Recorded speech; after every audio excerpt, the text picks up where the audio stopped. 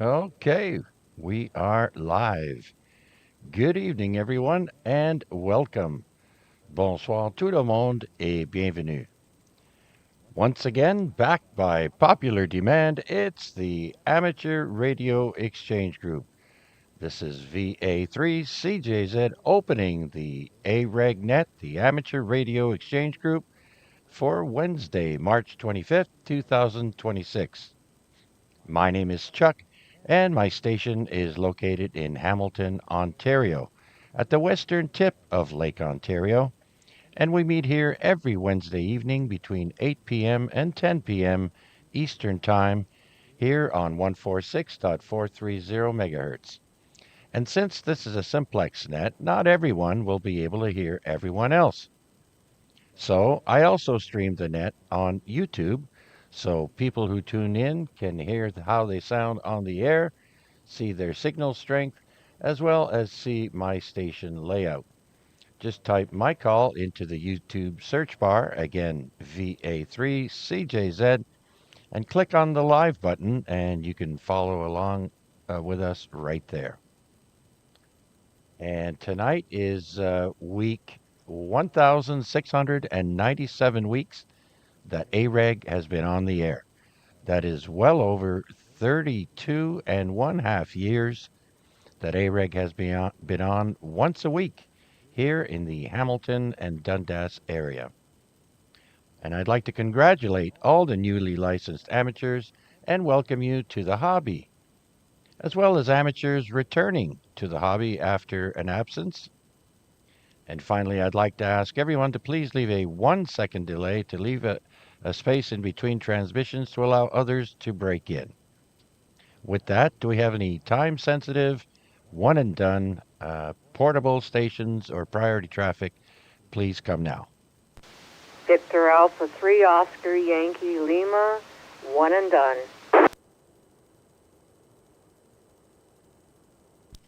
Okay, Deb, thanks for checking in. How's things? All right? Yeah, things are good. I have a migraine tonight, so I thought I'd give you a bean for the pot, or a pea for the pod, whatever you want to say. And I'll listen along for the rest of the night as long as I can. Okay, sounds good, Deb. Take care and hope you feel better soon. All right, is there anyone else who would like to be one and done? Please come now.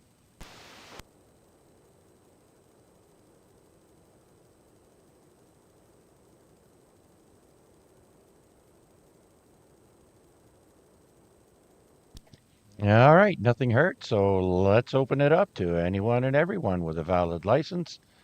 Please come now. VA3IMW.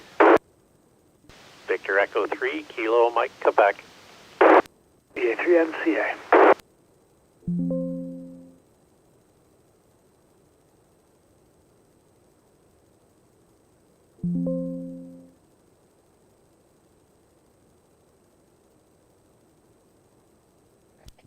All right, having a little trouble with the logbook here, but I got you in there. I got IMW, KMQ, and November Charlie Alpha. Let's bring in Mac, VA3IMW. Good evening, Chuck, and all on net. Yeah, I think you're going to have a good crew tonight. Beautiful weather today. Nice fresh air on the ride home tonight. Leaving Guelph was 8 degrees. Strangely enough, by the time I got home, it was like 3. So, yeah, we're still have to put up with slight sub-zero temperatures overnight and things going positive in the daytime. So, I think we got double-digit temperatures coming up towards the weekend. Be a good chance to get out and do whatever you want to do outdoors. Just go for a walk or just stand on the front porch and take a deep breath. That's always a good thing to do. Anyways, I was listening along here on 146.430, and I thought, oh my goodness, what's the net going to sound like tonight? Because the Ohio repeater that shares this frequency was coming in with an S9 signal, and there was a couple of guys down there in Ohio that were having a rag chew. Um, of course, it's a little bit funny, right? Here's these ham operators sitting outside shopping stores where their wives are in um, loading up on the credit card. So the one guy finally made 7 threes once his wife was out of the Walmart, and the other guy was on his way as well. Anyways, I'm not sure if you heard any of that, Chuck. I'm not sure if that kind of stuff from Ohio makes it over the escarpment and dribbles down over the hill. Anyways, everything's nice and quiet now, and you're coming in nice and strong, and no problems with any Malafant stations. Let me turn it back to you, and I'm along for the ride. All right, no timeout timers here. Very good, Mac. Yeah. Well, first of all, yeah, temperatures are on the rise a little bit, but we have some moisture coming down. It's going to be raining starting tonight, and then apparently throughout the day tomorrow, 10 to 15 milliliters or millimeters of rain. So, yeah, that'll be interesting. We're slowly getting up there. I mean, our daytime high is supposed to be 6, and it's been nowhere near that. So, but we're usually about 2 weeks behind everyone else when it comes to springtime weather. So that'll be interesting. And you know what, Mac? I can only hear the squelch breaking and making that awful noise, that white noise. I could not hear the voices, so I wasn't sure what was going on. And so thanks for explaining that to me. Um, so now I know what that squelch break was all about. So yeah, should be interesting. We'll see how it goes. Let me know if you hear anything that I don't there, Mac, as always. Back to you for your final, and then we'll pick up the rest. Oh, absolutely. So if Art pops in, I'll let you know.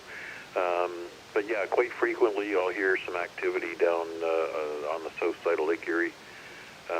So sometimes being up on the escarpment is not always a good thing. Uh, just when you're able to grab this, that, and the other, right? It's the same thing with the ZOE repeater frequency. It shares with W8 GM, which is the repeater in Detroit that General Motors has been good enough to put up um, in order to support their ham radio community in the Detroit area. But it shares the same frequency, 443.075, but they have a tone on their side. So I have 2 separate memory sets on my mobile radio. So if I'm going to be in the Windsor area, I'm able to pop in and check into their nets in the Detroit area. I think they're usually in the 8 o'clock-ish time frame. But yeah, it's kind of a troublesome. I think Al out in Grassy hears them from time to time, and obviously taking the drive up and down from Guelph every day. They also are linked up to the reflector that runs the morning brew net. So I'll hear those guys as I'm trekking up number 6. Anyways, enough about shared frequencies and all the rest of that stuff. It's just part of what we deal with. And hello to everybody else once again. And thanks again for doing this one, Chuck. We're along for the ride. I think I said that. Yeah, no worries. Very good. Okay, then. So we'll clear with VA3 IMW, and let's bring in Mike, Victor Echo 3, Kilo Mike, Quebec. VA3 CJZ, VE3 KMQ. Good evening, Chuck, and everybody else on the net this evening. Weather-wise, nice sunny day for most of the day today. I don't know, at least by, I don't know, late morning, certainly into the afternoon. Nice to see that sunshine. Still a little on the chilly side, but I guess it's coming. And spring, that is. And Yeah. yeah, just to Mac's point, I too heard I didn't know they were in Ohio. I heard the other stations, two of them, in a QSO, I guess you'd call it. Definitely stateside, but the level here at my end was about an S3. I really couldn't make out, too much what they were saying, but I could hear them, and I did know that it was U.S. based, but I didn't realize it was Ohio. And Mac, I guess you're more familiar with that, and hearing them stronger, certainly being up in the mountain. Where I am, my Yeah. elevation is fairly low here in Aldershot, but I do have the antenna up about 46 feet, so that helps a little bit. But yeah, for me, it was just not really very intelligible. Anyway, not an awful lot going on here, Chuck. Thank you for doing the net, and thank you for picking me up. So I'll swing it back to you, and we'll talk to you again. V3KMQ.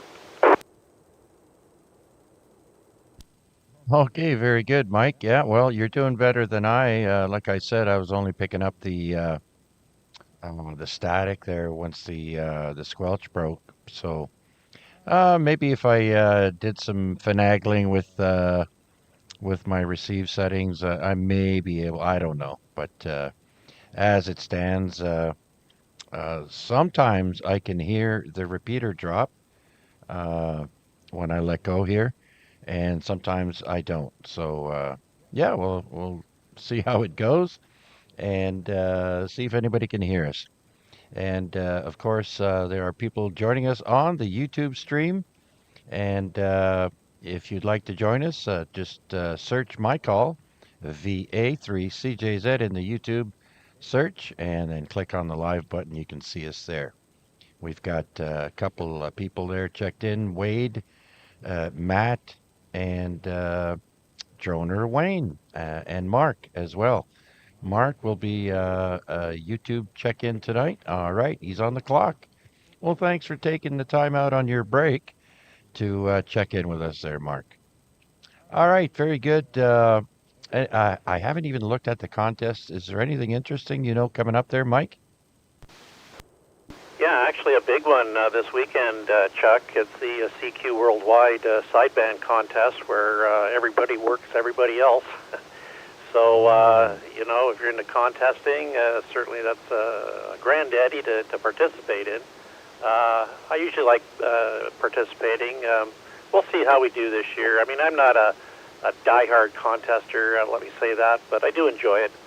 And so, yeah, we'll probably participate and see how we do there, Chuck. But that's the main one that comes to mind.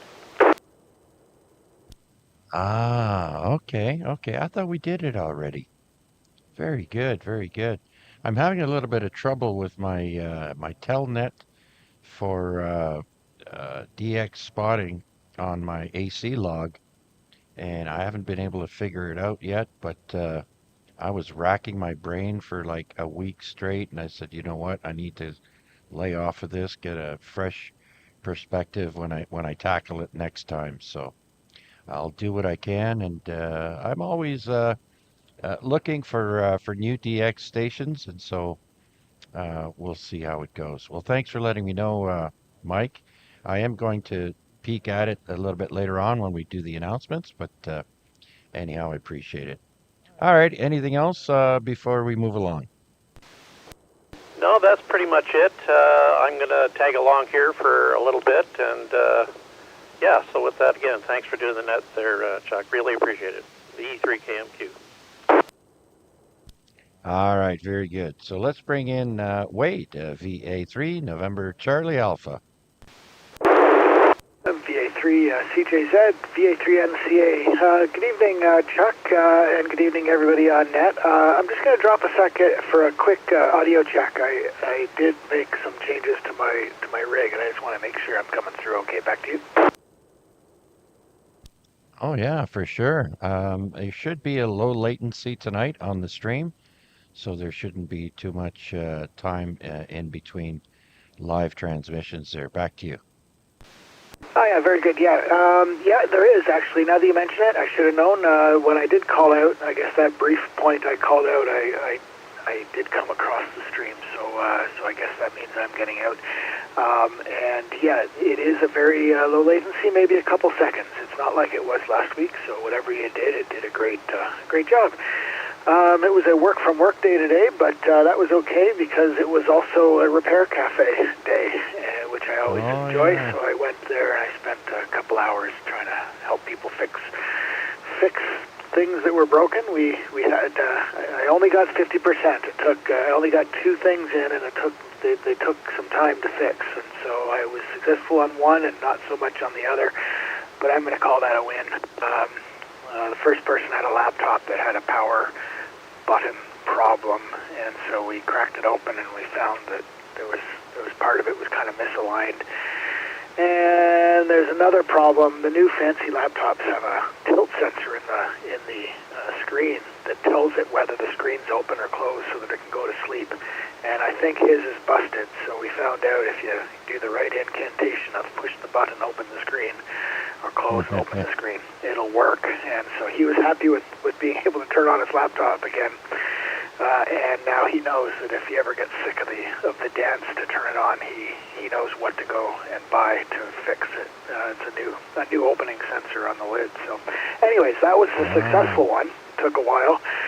And then, unfortunately, we had a hairdryer. You'd think the hairdryer would be easier than a laptop to fix, but not this hairdryer. It had a big circuit board in it, and it wasn't very. It was fried. So, unfortunately, we had to take the L on that one. But you can't win them all. Back to you. Yeah, that's right. And you get to learn a lot about equipment. Back in the day, people used to repair their broken items. Now they throw them out and buy a new one. So, yeah, it's nice to hear somebody still into the, ripping things apart and figuring out what's wrong and trying to fix it. So good for you, Wade. And I've accumulated a bunch of items that I needed for my uh, uh, power distribution center that we talked about before. And so, but the one thing I had to reorder something else because the terminal ring, the ring terminal uh, terminals that I got were too big. They were for the right gauge, but the size of the ring is like double of what I needed for an M5. So I had to carefully look online and see uh, the item that I need, and I ordered that. So instead of getting uh, the aluminum ones, I actually got copper lugs with heat shrink that comes with it. So hopefully that'll come in tomorrow, and the actual distribution block will come in tomorrow. And I did get that cable that you suggested to me there, and you sent the picture, so things are looking good. Oh, that's very good. Yeah, yeah, that's the thing. I think I have a very similar battery to yours. I think yours is a little bigger. I think yours is the 30 amp hour, mine is the 25. But I think they're both very similar. They have small lugs for the size for the amperage they have. They have the M5s, and so yeah, I saw that too. A lot of the stuff you buy wants to put M8 rings on it, and that's too much slop for an M5. You can get away with a 1/4 inch, which is the other common one. 1/4 inch is about 6 mil instead of 5. Yeah. That works, but it's a little loose. So yeah, the struggle is real in that case for sure. And that cable, I think that's the one we talked about, getting like a 6-footer and cutting it so that you have now 2 that you can place to connect to your. Just put the appropriate ends for your solar controller and your other thing. I guess there was another one that had the SAE connectors for your charger. Yeah, lots of fun just matching up all the all the various connectors. I do have the one for the battery. If the next time I'm in the area, I can drop it by. It has tinned copper lugs, so they're silver, Right. but they claim they're tinned copper. I haven't scratched them to find out, but I believe they are. Anyways, you're going to enjoy having the flexibility of all that power pole distribution. It's a good way to go for sure. Yeah, and but just really quickly about that repair cafe. Yeah, I think it's good. We take the opportunity to try and let them know how they can fix it too. But manufacturers today don't make it easy, that's for sure. But anyways, it's a good thing to try for. I'm going to drop and then I'm going to come right back. I got one of something to mention about well, let me drop and get my mind together. Okay, contest. That's the word I was reaching for. For those who have been looking, they are out at Sable Island, which, despite being a Canadian island, it is its own DXCC entity. So even though it's in Canada, it is a different DXCC. And it is also a POTA park. So they are there until March 31st. So get them while they are QRV. I've posted. Actually, I chatted with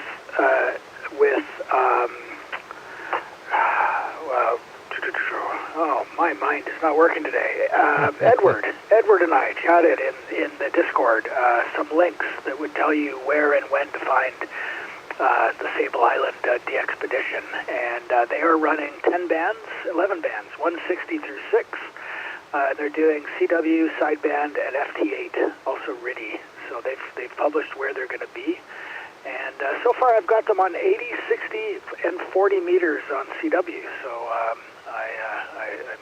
fairly happy with that, and I'm going to keep trying whenever I see them posted. So if you're looking, CY0S, Charlie Yankee 0 Sierra, they are QRV until the 31st on Sable Island. What's the date again? They are there now. They got there this past weekend, and they're there, assuming that the weather doesn't change or for whatever other reason. They plan to be there until the 31st of March, which is, I think that's Monday or Tuesday.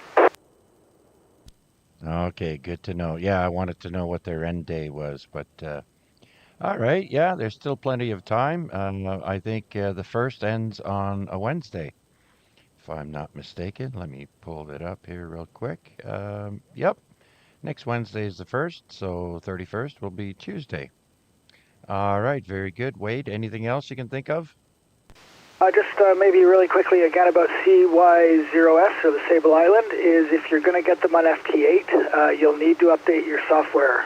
That's the changes I made to my rig that I wanted to do the audio check on because it was a bit of a challenge to get my machine set back up for FT8. You need the new version of FT8, the one that implements Super Fox. So if you've ever heard of Fox and Hound on FT8, apparently there's something new called Super Fox, and they're using it. So if you haven't updated your WSJTX software to do FT8 and Super Fox mode, then you'll have to do that before you can pick them up on that mode.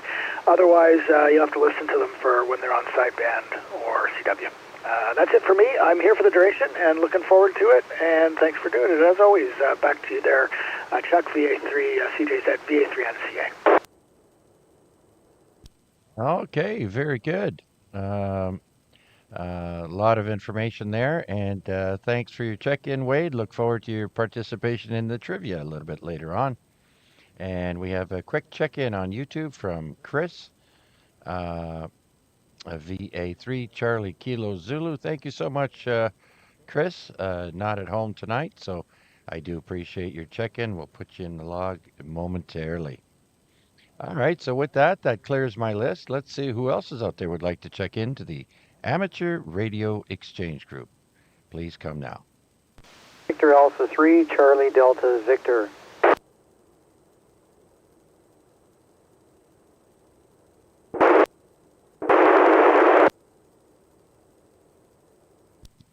Okay. I'm not sure if that squelch break was that station down in Ohio, but anyways, come on in, Cal. Victor Alpha 3, Charlie Delta Victor. Hey Chuck, I hope everything's okay. I'm just hanging out, but I'll probably be in and out of the net. I got a few things that I'm working on, so I'll pop in as I can and listen as I can. So back to you, and thanks for doing it. Okay, very good, Cal. I do appreciate it. I understand people have things to do, so I do appreciate you taking the time to check in. So, if you get a chance, by all means, come back and play with us. All right. Anything else? No, 73. All right. 7-3. Anyone else out there wishing to check in to the longest running simplex net in Hamilton, the AREG net? This is VA3 CJZ. Please come now.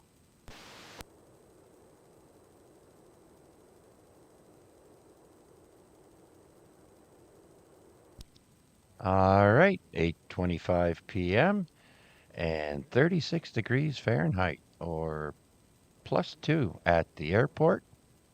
And actually, it's about the exact same temperature here on my front porch as it is at the airport. That doesn't happen very often. All right. Well, I guess we can check in on those contests that we talked about earlier. And for that, we go to the contestcalendar.com webpage. And as Mike alluded to earlier, there is the CQ Worldwide WPX contest for sideband. And that's a full 48 hours starting on Friday evening at 8 p.m. Or is it 7 p.m. now? Oh, I'm not sure. I think, is it 4 or is it 4? It's 5 hours now. So at 7 o'clock. All right. And that's for the bands 10 meter, 15, 20, 40, 80, and 160. And that is only for single sideband. VE3BK. VE3BK. Rick, I saw you check in on YouTube there. I was going to get to you. Hi, come on in. Yeah, I was on the phone with Art. Art, I woke him up and he's not feeling well. And he said his radio has no display. He turned it on. He's got 87 down the corner or something like that. So he can't hear you. Anyway, he was going back to bed. So I told him I'd just mention him on here. Anyway, Zero Zulu was 8 o'clock. 8 o'clock now. The clocks went ahead, and we're 4 hours difference between UTC. There, UTC is 4 hours ahead of us, or Greenwich Mean Time, Zulu time, whatever you want to call it. Anyway, right now it's 0:28 or 8:28 p.m. Anyway, so thought I'd tell you that, and yeah, the contest, the WPX is on, and that's a prefix contest.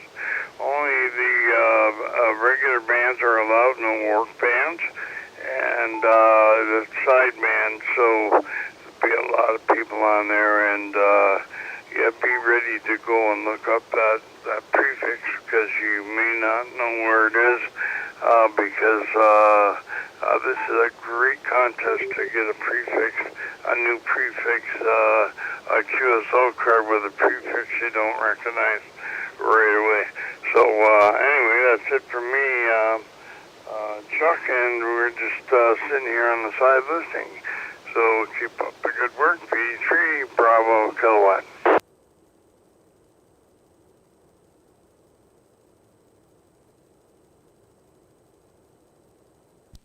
All right, very good, Rick, for that information. Yeah, so it'll be an 8 o'clock start then, and of course, that means the bands will be jammed all weekend long. And going back to, thanks, Rick. Going back to the contests after the Worldwide DX, we have the Bill Windle QSO party. I have no idea what that is about. And that's for CW. And it starts with the VHF bands 10 meter, 15, 20, 40, 80, and 160. And then we have the Africa All Mode International DX contest. If you don't have any African countries in your log, this weekend it'll be a great opportunity for that. And that's for CW, single sideband, and RTTY. RTTY. 10 meters, 15, 20, 40, 80, and 160. So that's basically all the contests worth mentioning. There are a bunch of tiny, tiny 1 hour, 2, 3 hours uh, contests. You'll have to look it up if you go to contestcalendar.com. And at the top, next to the home button, click on the 8-day uh, schedule, and it'll come up all your contests for the next 8 days. And so, with that, does anybody here wish to announce anything? Uh, Please come now. BMW. Oh, I hear BNW. Go ahead, Bill. Well, I'm going to announce that I'm portable at the moment. Just coming over off 20 highway here and QEW. Actually, I tried to get in earlier. I heard you talking. I was on 50 Road right now. I'm on a dog search out with a big ass drone to check the thermals, see if I can find me a dog. Oh, okay. Looking for a dog with your thermal drone. Whereabouts is the area you're looking in? 50 Road, between 50 Road and Winona Road, by Barton Street. A little fluffy thing. Have to get out at a couple of sightings there. So I turned the thermal up, see if I could see anything. Didn't see anything because people hiding in a bush or there's an old burnt out restaurant there on Winona Road there by Costco, so it could be hiding in there. Yeah, yeah, and now it's dark out, so chances are the little pup will be hunkering down somewhere for the night, I think. But good luck getting that. Let us know if you make any progress there, Bill. Yeah, we'll do. There's a bunch of us out here now. I'm the thermal drone guy, so that's why they called me out, so I could see anything. And unfortunately, I didn't see anything, so that's one thing. It's either in a building or, like you said, hunkering down for the night to get to that time. All right, so you said are you on a portable or you're on a mobile in the car? No, I'm on a portal. Oh, Roger. Okay, well, you're making a good copy here down at the home location. So very good. Good luck, Bill. Yeah, thanks. I'm more than 0.5 watts than I was last time. All right. Well, let's see who else can hear you there, Bill. Who else can hear VE3 BNW? VE3 KMQ. VE3 KMQ. Mike, go ahead. Yeah, I've got you probably about an S4, a little bit broken on the audio, but still very copyable. So I hope that helps you. I'm over here in Aldershot. Yeah, I got a copy on you there. Yeah, that's good for a little portable, I guess. Yeah, unfortunately I didn't get most of that. It was a little bit broken, but you are making it through just the same. V3 KMQ. Thanks. I just moved the car 3 feet. It's a lot better. Hey, that's good. So at least it's working. Next time I got an antenna to put on the car. Just haven't got around to it yet. Yeah, that made a big difference. About an S5 here. Yeah, just a null. Alrighty, appreciate it. I'm just going to get back out again, go back up in the air and see if I can see anything. Roger. Okay, back to and at VA3CJZ, V3KMQ. Okay, very good, Mike. Thank you for that report. And Bill, I checked you without the receive amplifier on, and you were an S7, so you came up, I think, a little bit. You probably were a little bit lower when you first checked in, but your signal has gone up a bit there. So, yeah, good job from 50 Road and Barton Street and Winona Road there. So you're a good ways off. So that Barton Street does pretty good, I find. on the radio. Okay. Thanks, Bill. We'll talk to you in a bit. Break in if you get a chance. If you got any news for us. I'm wondering if Mac was able to pick you up there. VA3 IMW. You there?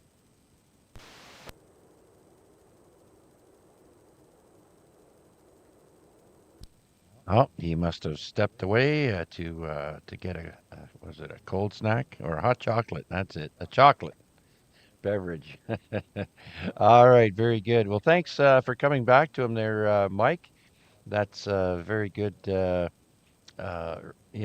radio report from two different separate locations, and being on a handheld, sticking your antenna out the window or whatever is that's pretty good.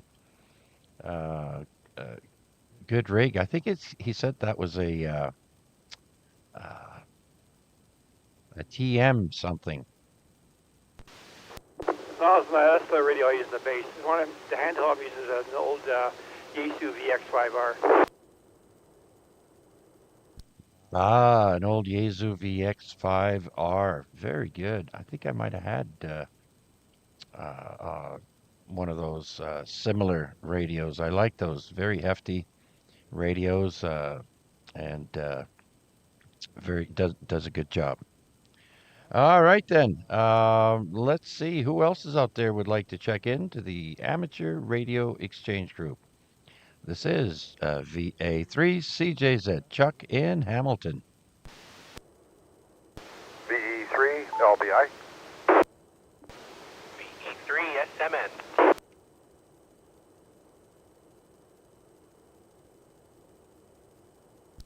All right, two more there. LBI and SMN. Come on in, Larry. VE3 LBI. Yep, good evening all, everybody on the net tonight. Pleasant day today, a little bit dampish. I thought use a bit more sunshine, I think, but took a run out to the res this morning, got some gas, down to $1.34.9, so it was well worth the effort to take a run out there and pick it up.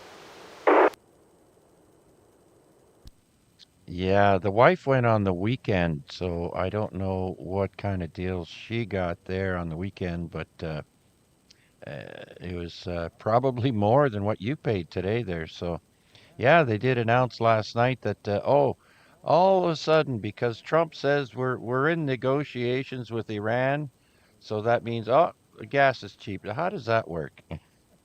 I don't get it. I don't either, but I know that they were the prices were a little different out there. The one place I normally go to, he was still sitting at $1.50.9, and the one right next door to it was $1.34.9. So obviously I went for the $1.34.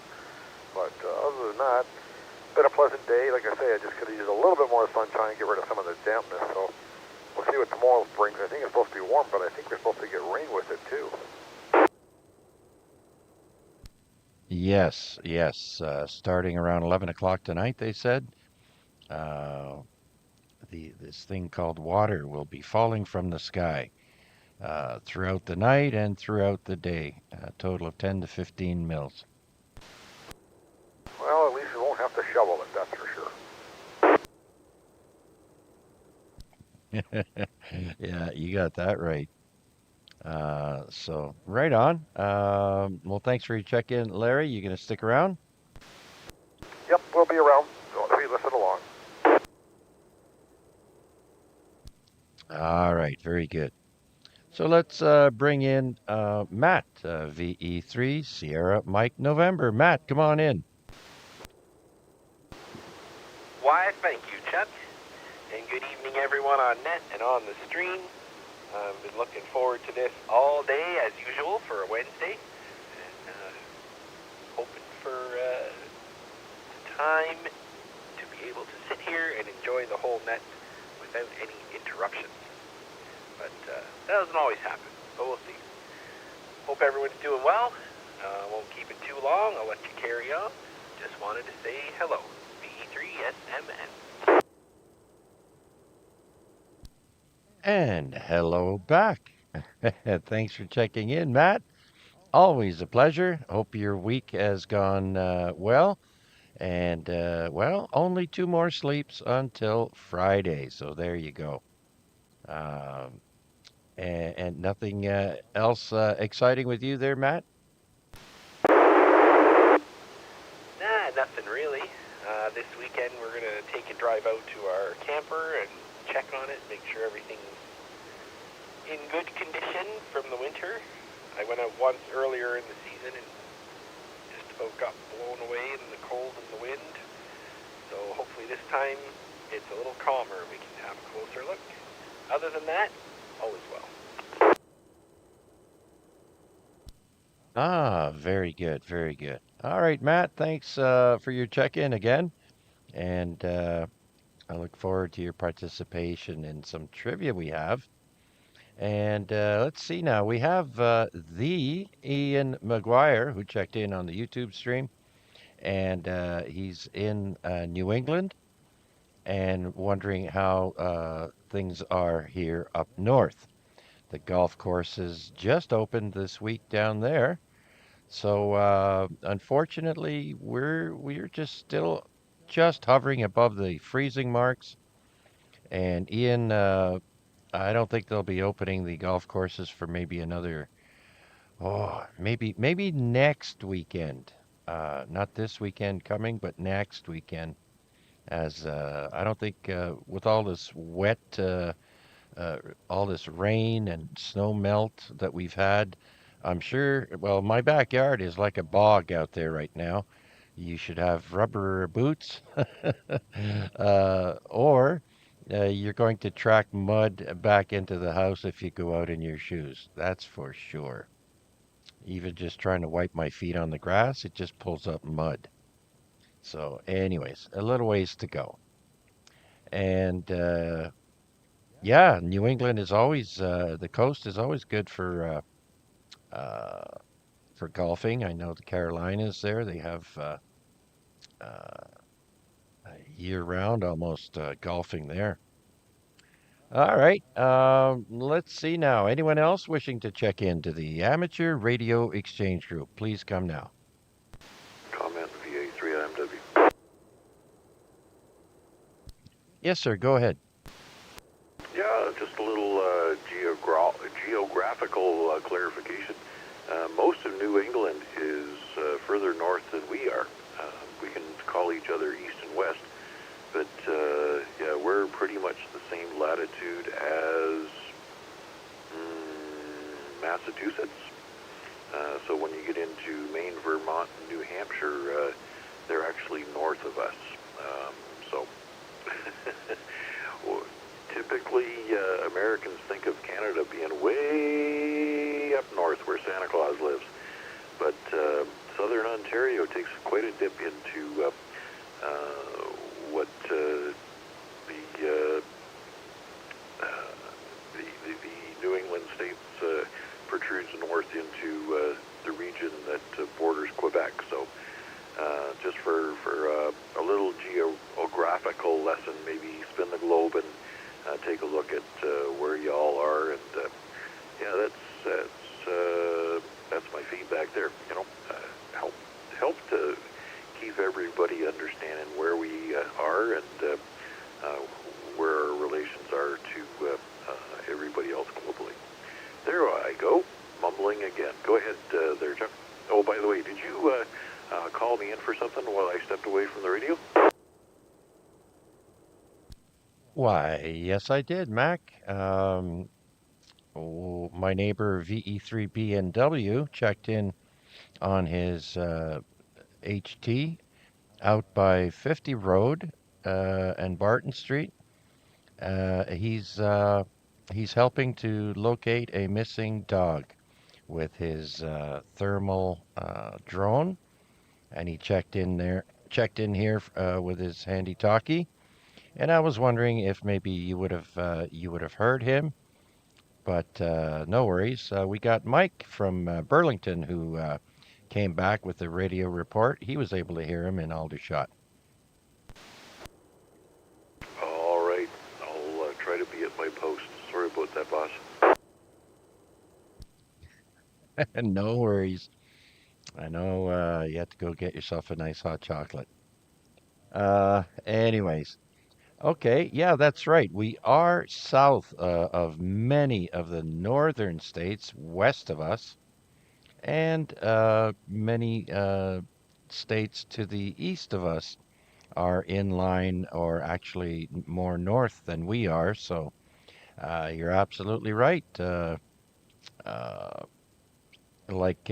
Quebec borders a couple of states there, and they are definitely more north than we are. Uh, I keep thinking of this guy Doug from New Hampshire. He used to check in. Uh, Geez, I forget if it was on 11 meters or on something else, but I used to make fun of his accent all the time. Doug from New Hampshire. Yeah, things are good here in New Hampshire. Anyways, that's all the fun I'm gonna make of American accents. But anyways, it's all in good fun. Alrighty then. Anybody else out there listening wishing to check into our net, the Amateur Radio Exchange Group. This is Chuck in Hamilton, Ontario. If you'd like to check in, please come now.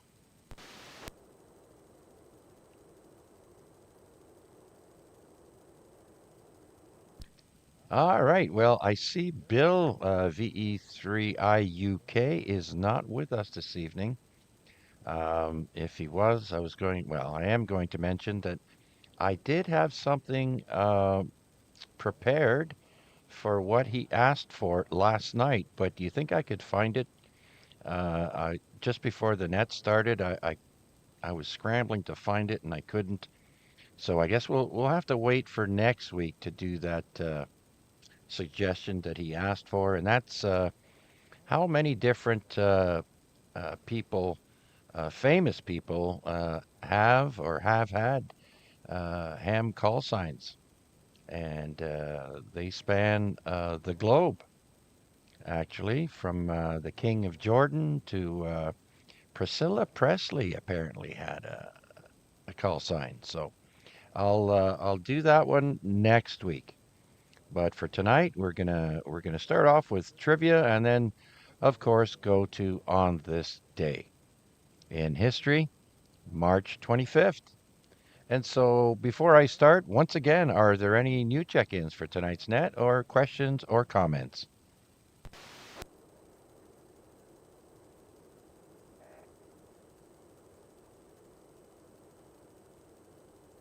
All right, so let me pick up where we left off last week. And I think I found the spot where we last were.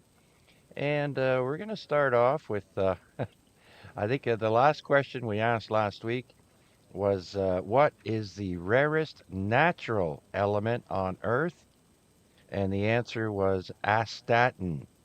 Now, I wonder if that's the stuff that goes into my blood pressure medicine, atorvastatin. I wonder if that's the same stuff. Anyways, all right, so let's see if you smart people can tell me what is the value of pi to 4 decimal places. Do you know the value of pi with 4 decimal uh, numbers?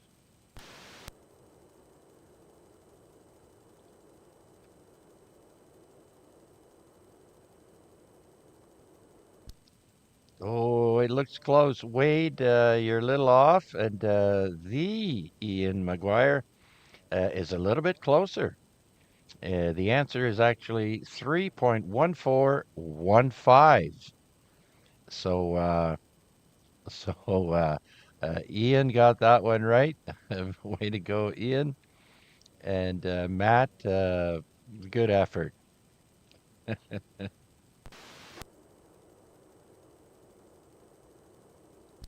All right. Anybody here like horror movies? What is the highest grossing horror film of all time? I never would have guessed. I'll give you a hint because I don't see any answers in the YouTube stream, but the year is 2017. The highest grossing horror film of all time was in 2017. And no, Ian, it's not Scream, although I can't wait to see Scream 7. I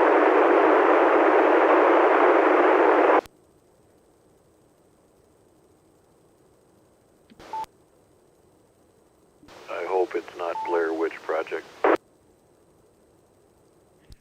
No, actually, it's It, the, the clown in the sewer.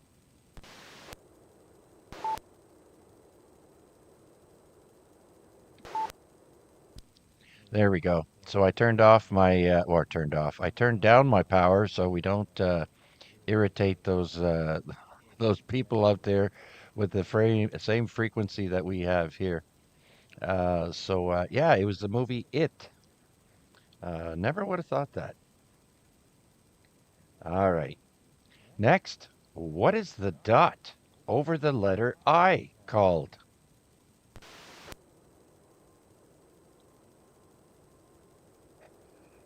And remember, keep it clean.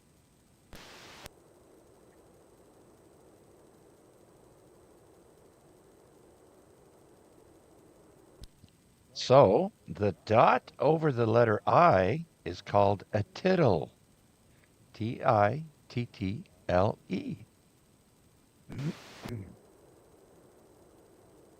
I thought it was just called a dot. Yeah, I know. Dot the I's and cross the T's. So a tittle is a little dot over the letter I. All right. Yeah, you learned something something new here on the AREG net. So, oops, let me bring back the screen. There we go. All right. So, which Greek philosopher was the teacher of Alexander the Great? Which Greek philosopher was the teacher of Alexander the Great? Was that Aristotle? That was, in fact, Aristotle. Way to go. Mac, got that right. Uh, no, it's not Ian, it's not Socrates, it's Aristotle. All right, next question. The war wolf was a medieval weapon believed to have been the world's largest. What was it? The war wolf. Trebuchet. I think we covered that last week. I think you're right. It is a trebuchet or trebuchet. I saw a guy make a modern one. I think I mentioned that also last week, and launched a car with it, and it worked. Yeah, they're also used in contests called Punkin' Chunkin'. Oh, yeah, that's right. They do have contests with that. Yeah, very good.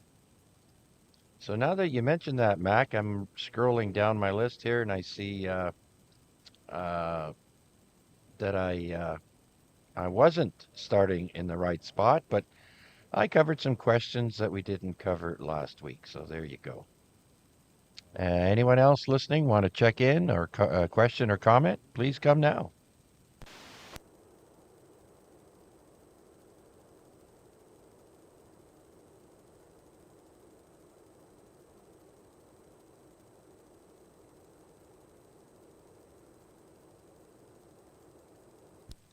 All right. So yeah, I was quite a ways down. There we go. I think I found it. All right. Nobody would know this, but all right. We'll skip to the next one. In what country did cheddar cheese originate? What country did cheddar cheese originate?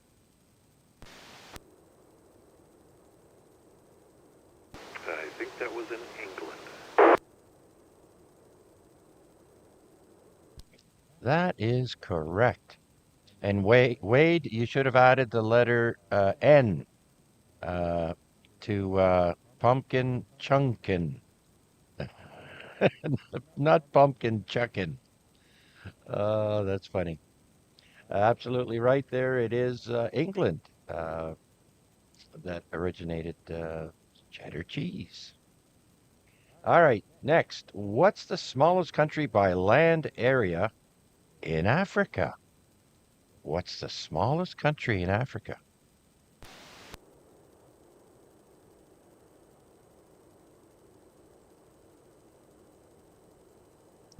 And a lot of us have made contacts with this country. They have pretty active hams in this country. Any other guesses? Starts with an S. Close, Matt. Wrong one though. And in Africa, uh, a country with the letter S in it at the beginning. What is it?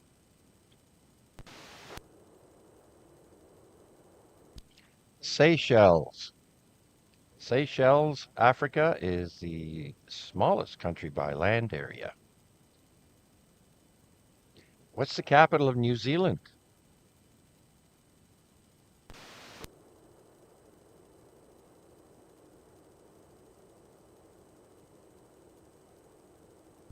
The capital of New Zealand is Wellington.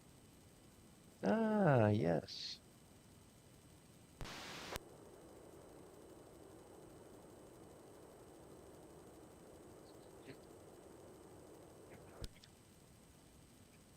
In which series do characters often eat at Monk's Cafe? In which TV series do the characters often eat at Monk's Cafe?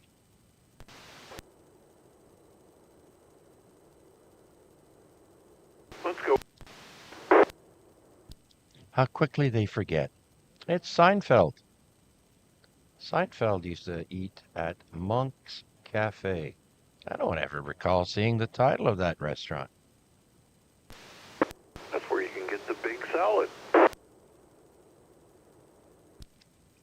I prefer the place where the soup Nazi is. No soup for you.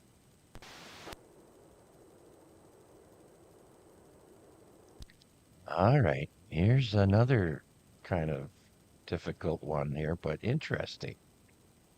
What animal has the most neurons? Second only to humans. So next to humans, what animal has the most neurons?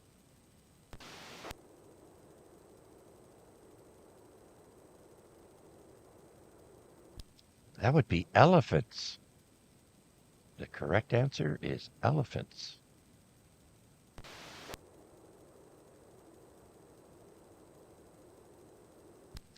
All right, next one. What is the driest place on Earth? And I'll tell you right now, it's not Antarctica, according to this answer. So try something else. What is the driest place on Earth?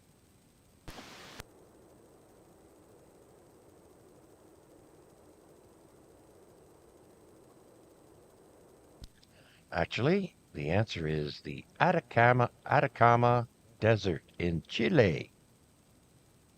Atacama Desert, Chile. Yeah.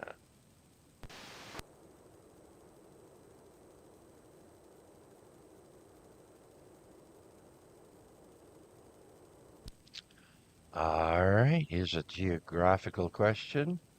What river flows through the most countries?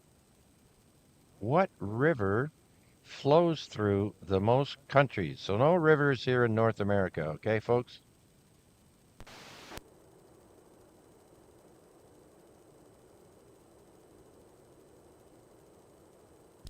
The river that flows through the most countries is, that's right, Ian, the Ian McGuire got it right. It's the Danube River. Very good, Ian. Now, which animal's milk is used to make traditional Italian ricotta?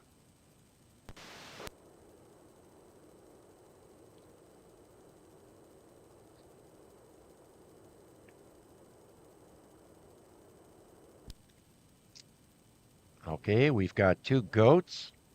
Do I hear three goats? Do I hear a sheep? The answer is sheep. Sheep's milk is used to make traditional Italian ricotta.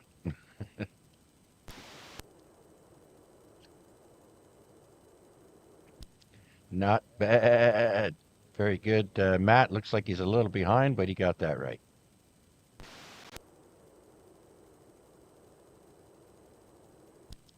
All right, you guys should know this one. Where does Homer Simpson work?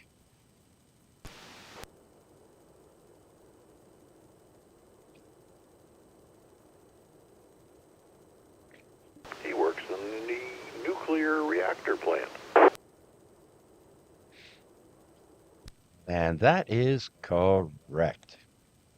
Pretty much Wade, Matt, and Ian got that right. And you, Mac, it is in fact the nuclear power plant. Um, who is the only U.S. president to have a patent? Who's the only U.S. president to have a patent? I don't know what it's for, but I do know who it is.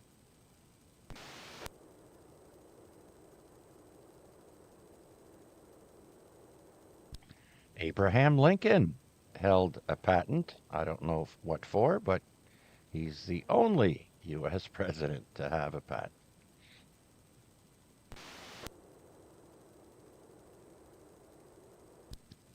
All right. Now, I don't know if this next one has a word that's real or not, but here goes. Which city is home to the quote, crookedest street in the world? End quote. Which city is home to the crookedest street in the world?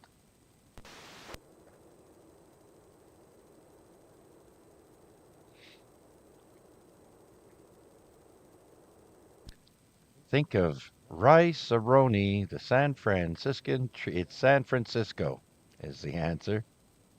The most crookedest street in the world.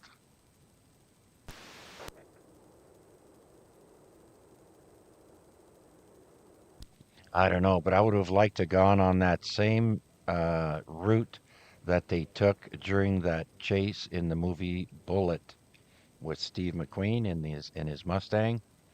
That'd be something I wouldn't mind doing. Tracing the route that they took for that chase. You'd have to have a diaper on in order to catch the air at the top of the hill. Oh yeah, baby. I've done that once or twice before. Actually, I was with someone in a Trans Am going over the Skyway at the apex of the Skyway. We actually left. We were airborne. The needle was maxed out. The guy I was with, I told him, I said, if you kill me, if I die, I'm gonna kill you. So that was an exciting few seconds.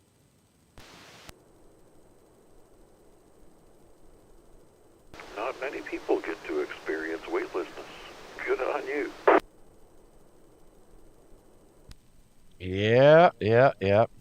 And it wasn't even his Trans Am, it was his girlfriend's. So thank goodness nothing got damaged. But definitely, that was quite a ride. All right. So, what unconventional biscuit flavor does Oreo offer in China? What unconventional biscuit flavor does Oreo offer in China? Here, of course, we've got the chocolate biscuit with the cream filling. What do they have? Oh my God, it's got to have something to do with fish. It's wasabi flavor. The biscuit tastes like wasabi. Ooh. Wasabi that goes with sushi. It's the green thing. We mix it up with soy sauce. Yeah, and isn't wasabi a little bit spicy? With soy sauce in it, it gets really hot. Roger that. Oh, yeah. So I hear another check-in with no call sign yet. Is that VE3 Delta Juliet Zulu? E3 Delta Juliet Zulu. Sorry about that. No worries there, Huey. Haven't heard you in a while. How's things? Doing good, brother. Doing good. Going finally get the doctors rolling. Going to get MIC done. Blood work done today. I got to go for an ultrasound next week. And they're getting the ball rolling. Went to see a walk-in clinic doctor down in Parkdale, and he's doing a hell of a good job. And he bought Kevin 2 cases of beer. And he bought Kevin. All right. Any wasabi flavored beer there, Kevin? No, might as well give you another check-in, V3WKG. Been listening log, and yeah, that green hot sauce there, wasabi, eh? I had a tube of that last year. That was good. I used to put just a little dab of it into stuff to spice it up. Yeah. It's been a while since I had some, maybe last year, but I found it a bit spicy. So right on. How's things with you there, Kevin? Which call sign you got tonight? Which one did I give you, V3WKG or VA3NE? You can put them both down there if you feel like it. Yeah, I just been listening along. I put up my antenna. Mac knows the name of it. I always forget. I call it a Diamond X200. The one that used to be Pappy or Paul on the mountain. Then it was Flynn's. Then it was Tom's. And then Tom sold it to me. And I just pulled it out of the basement rafters today and stuck it outside on a pipe. Got it on the 705 here, putting out about 8 watts, and that's that. Back to you. Oh yeah, I got an old Antron in the backyard I bought off of Garnet about 8 years ago. Still works and all, but you know, the fiberglass, yucky. Anybody that wants it, come and get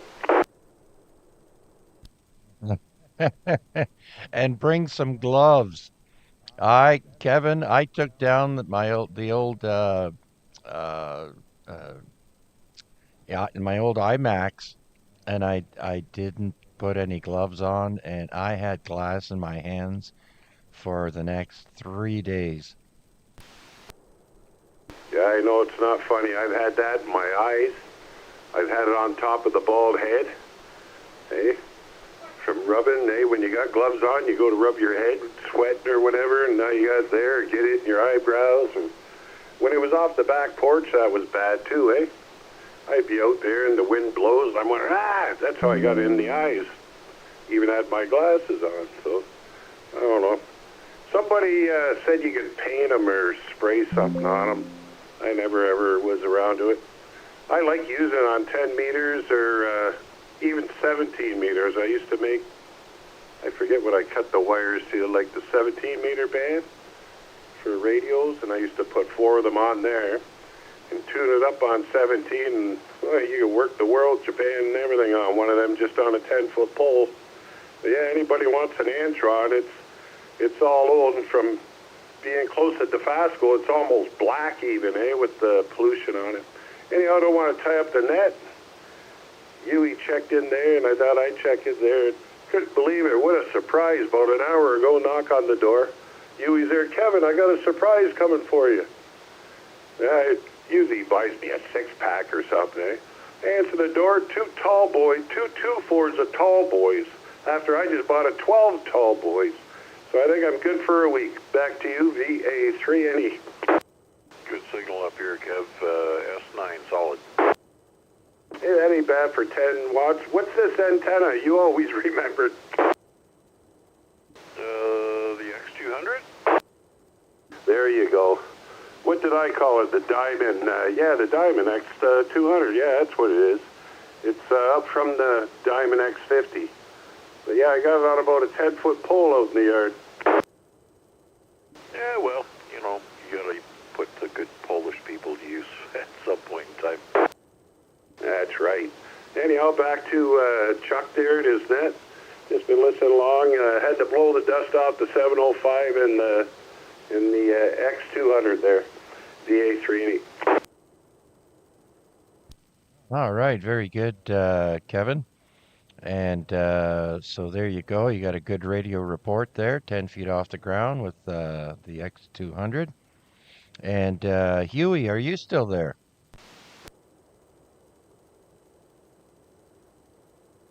Go ahead there, Chuck.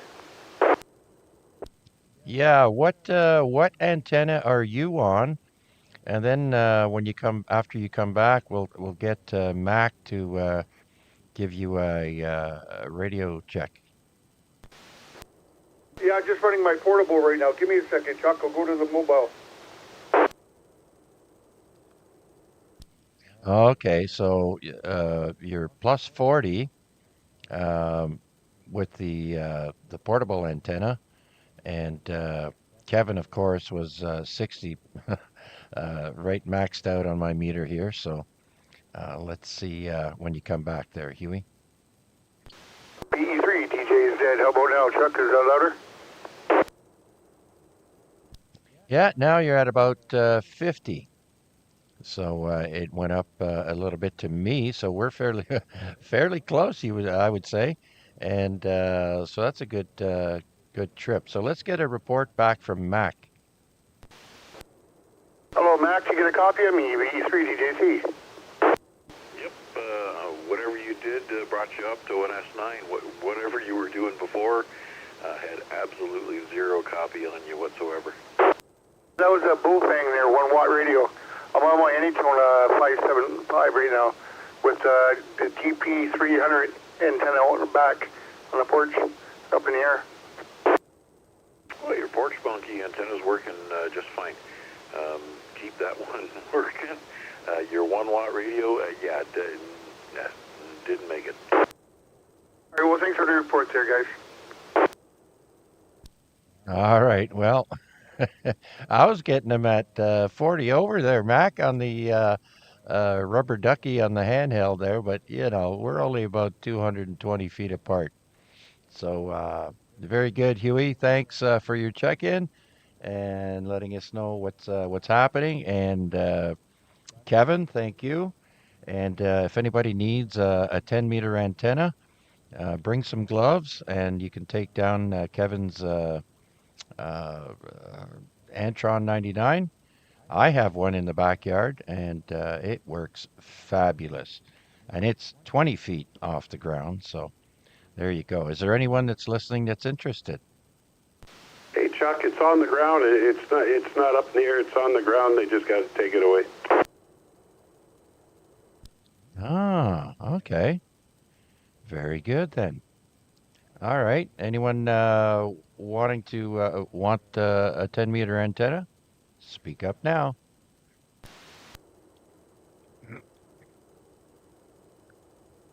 All right. Maybe I'll take it off your hands, Kevin. I don't have enough antennas up. But yeah, we'll see. Okay. Thanks again, Kev. Yeah, that's why I thought I'd mention to you, because you're across the street, so that's a quick, from my yard to your yard. Yeah, I have it down, but it's not laying on the ground. It's on a piece of gray PVC pipe with a couple clamps, and I got to lean it up against the barbecue and stuff. I don't like laying them on the ground in the water or anything. But I did have it up off the porch, and it does work. It's got a good SWR on it and everything. The rings, everything's still on it. It's not broken or cracked. It's just weather beaten, that's all. I got off Garnet years ago, and I got my use out of it, and I don't like touching it. I was out there today putting this aerial up and that, and I rubbed on it with my arm, and yucky, yucky. It's like, I got to get rid of this. And I should have I gave away a Cushcraft 11 element beam for $440 for 70 centimeters there. I paid $100 for it. I gave it away to a fellow from Toronto last summer. I don't even think he's used it. But then I thought afterwards I should have gave that to Chuck. You could have used that. Anyhow, I'll be listening to the net here, VA3. Okay, Kevin. Very good. Well, thanks for thinking about me, and thanks for your check-in. Want to say hi to Albert in Barrie, Ontario. VA3 Bravo Tango. Albert, hope things are going well for you in Barrie. And I don't know if we're getting rain. Are you going to be getting snow? So you are a tad north of us. So I guess we'll see. All right. Anyone else out there wishing to check into our net or have any questions or comments? Please come now.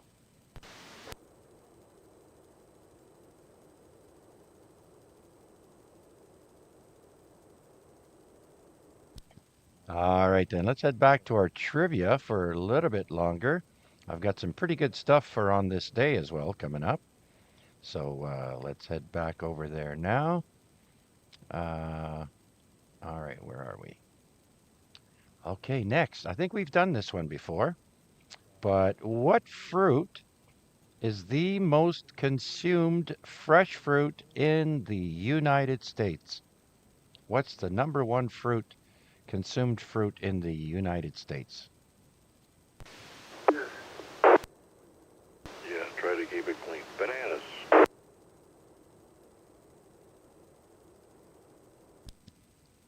That reminds me, that's the correct answer. Bananas. There's a new weather lady on CHCH News there. She looks like a soccer mom with the glasses. Her name's Debbie something. Anyways, she likes to say, that's bananas. Me and the wife always make fun of her for that. All right.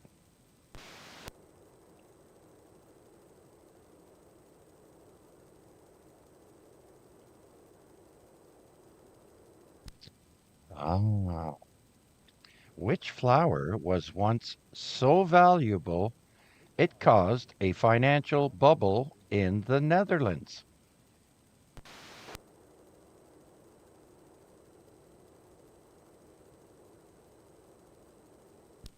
Oh, and Wade got that right, and it's the tulip. Actually, because Canada was so nice to the Netherlands, and of course we helped liberate the Netherlands, and we also housed the Queen or the Queen's somebody in the royal family uh, stayed here during the war, and ever since then, the Netherlands give tulip bulbs to Ottawa every year.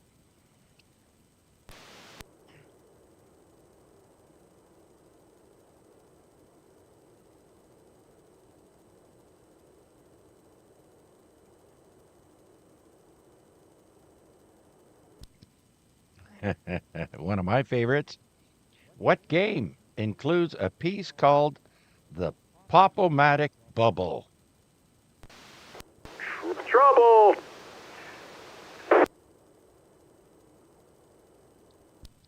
That's right. A bunch of you got that right. That was one of my favorite games as a kid. I think Kevin jumped in there and Mac, and we have Wade, Matt, and Ian. Everybody got it right. So, yeah, I guess it was popular with all you guys too. Trouble is the game. Do you remember our parents saying, I wish I didn't buy you that? They'd hear that bubble popping, popping, ba-boom, ba-boom, that popping. It'd drive them bananas. Yeah, I don't ever recall hearing parents complain about that, but um, yeah, it was a lot of fun.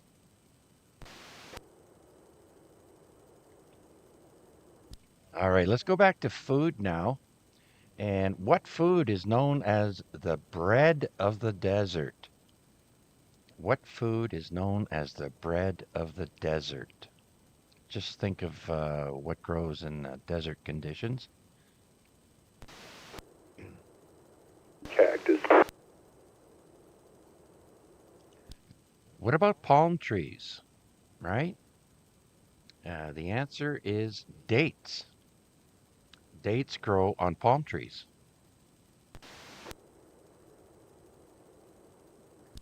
I actually helped dig out a palm tree from the front of someone's yard in Florida because my boss's wife wanted it. She made her husband go knock on the guy's door and say, my wife wants to buy your tree.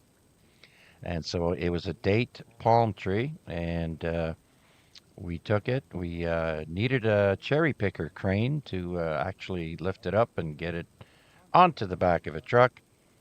And then we dug a hole at his house next to where Burt Reynolds lives on Jupiter Island in Florida, where my boss lived, and we put it in there.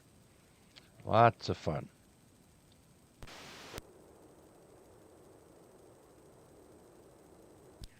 All right, let's go back to some geography here. What city was originally named Edo?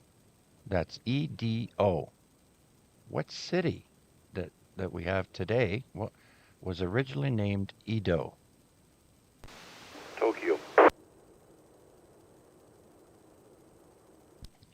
Go go Godzilla. That's right, Tokyo. What movie features the line, "Here's Johnny"? The Shining. Did you know that I just read a story that they auctioned off that axe that was used to go through the door in The Shining? And yeah, I don't know how much it went for, but it was in a story I was reading. So yeah, that's right, The Shining.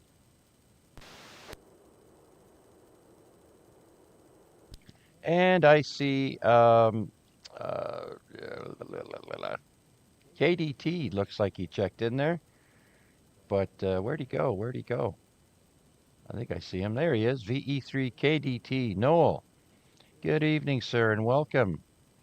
Hope things are going well with you. I'll add you to the log here.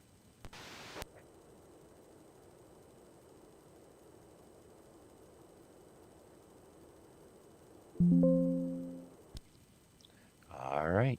So let's go back and do a couple more trivia. Where are we here? Right there. There's a picture of Jack Nicholson through that broken door. I even got the picture with it. All right. Uh,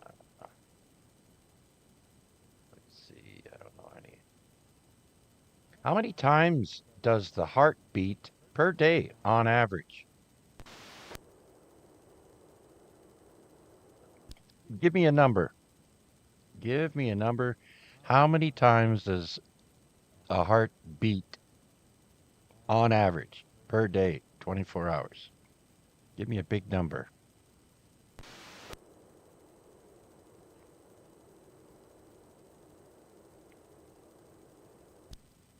Pinky finger on the bottom lip. 100,000 no, not dollars.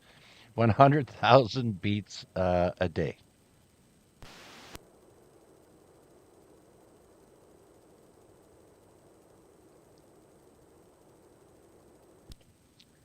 What type of beans are used to make traditional refried beans?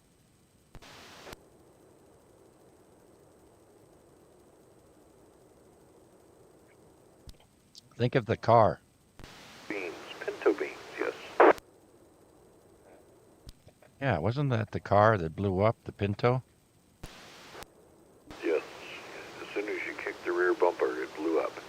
It went to smithereens. Matt put in there Ford Pinto beans. Yep, that's right. Very good.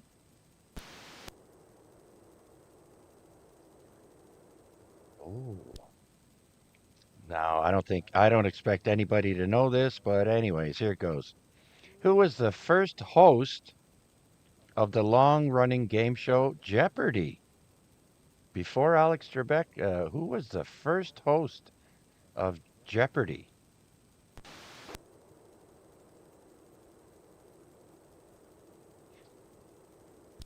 That would be Art Fleming. He was the first host. And let's go to the next question. Which planet is tilted so far it rotates on its side? Which one of the planets is tilted so far it rotates on its side?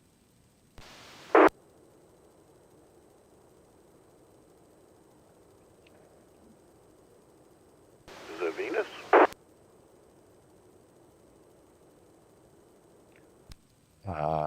Actually, where is my answer? It is Uranus. Uranus is tilted so far it's sideways. Okay.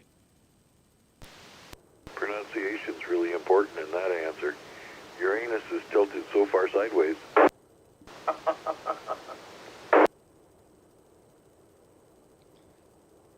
And all the man children chuckle. Okay. Oh, which city is home to the largest underground shopping complex in the world? Which city is home to the largest underground shopping complex in the world?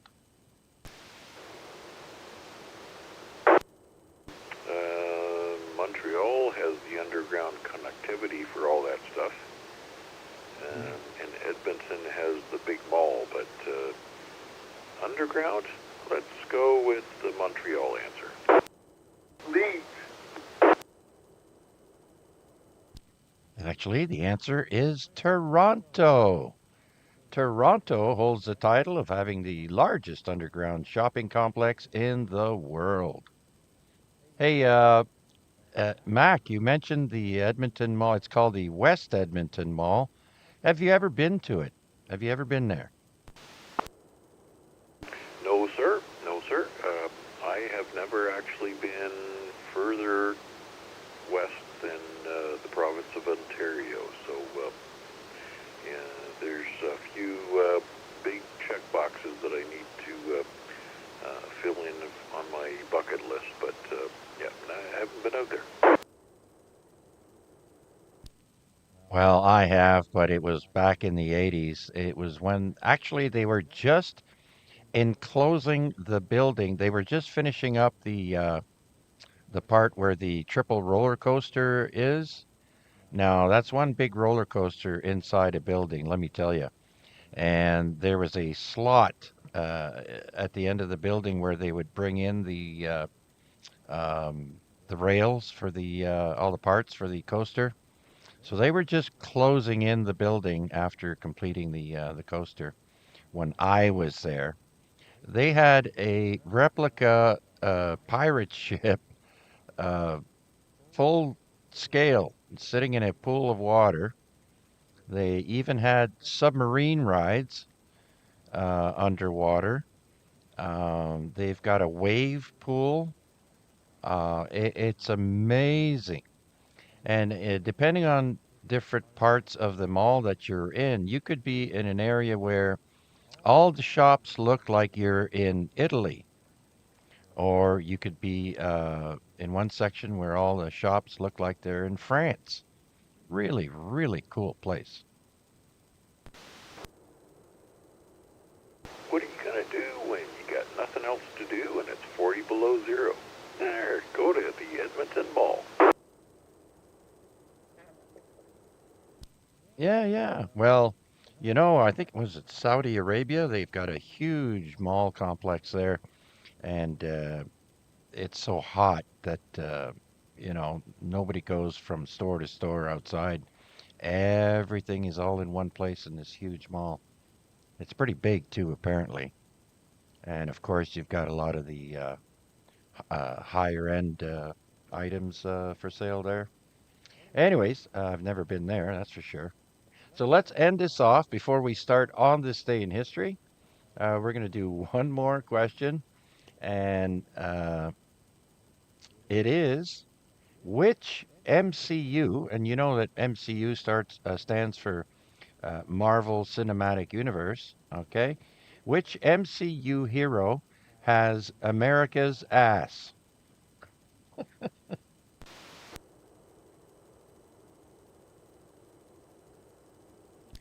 And that would be Steve Rogers, aka Captain America. They make reference to that in one or two of the movies. And yeah, so we'll end it with that. Thank you so much for playing along. I hope you all had fun. And do we have any questions or comments or check ins before I carry on? Please come now.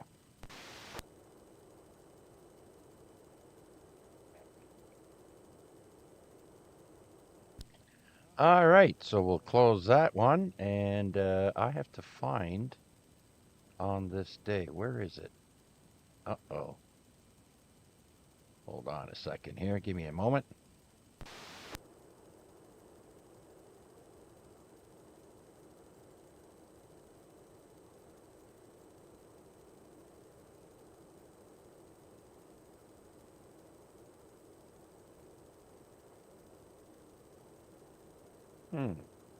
Interesting.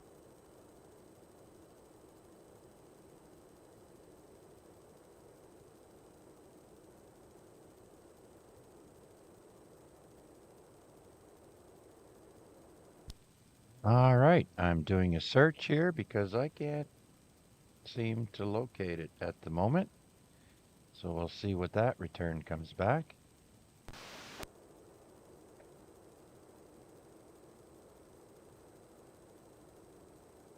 And the Ohio repeater has just tipped the S8 scale.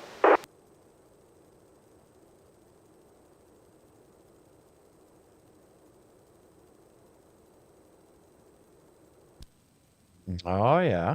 Right on.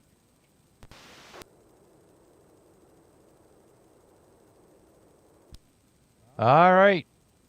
Here we go. Well, that's why I lowered my power down a bit so I didn't trip it or whatever. Let's try again. Any other comments, questions, or check-ins before we do on this day?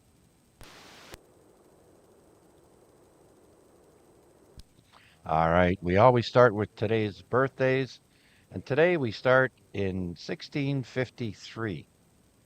Joseph Sauveur was a French mathematician, physicist, and sound engineer who coined the name acoustics for the study of sound from the ancient Greek word akoutok. It's written in Greek, so I'm not sure if that's what it is, but it means able to be heard. The word acoustics in Greek.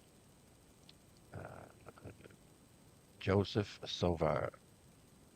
Next, another French person, born in 1782, Caroline Bonaparte, Queen Consort of Naples and sister of Napoleon, born in the Kingdom of France, and she passed away in 1839.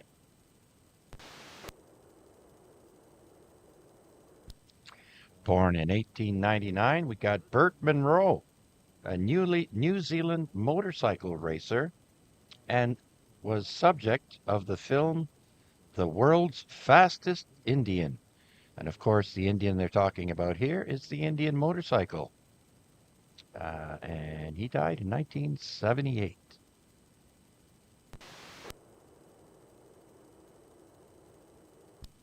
Jack Ruby was born on this day, 1911, and he lived to be until 1967. That'd be 4 years after Kennedy's assassination. So Jack Ruby was an American nightclub owner who murdered Lee Harvey Oswald, and he was born in Chicago, Illinois.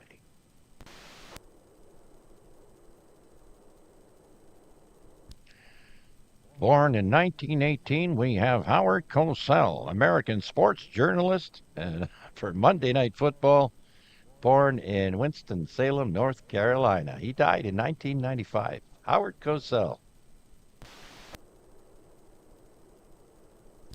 I think he used to do all the boxing events too, right?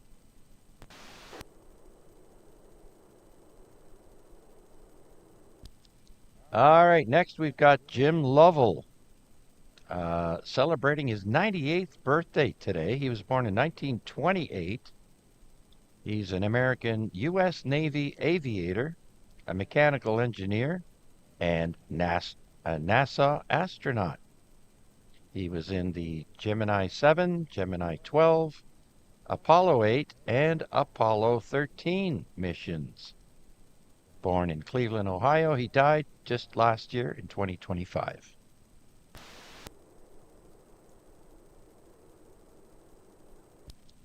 Born in 1937, we have Tom Monahan. He's the American founder of Domino's Pizza. born in Ann Arbor, Michigan.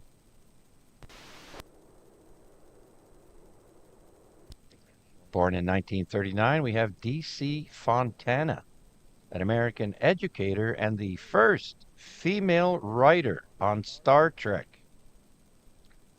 Born in New Jersey, she died in 2019.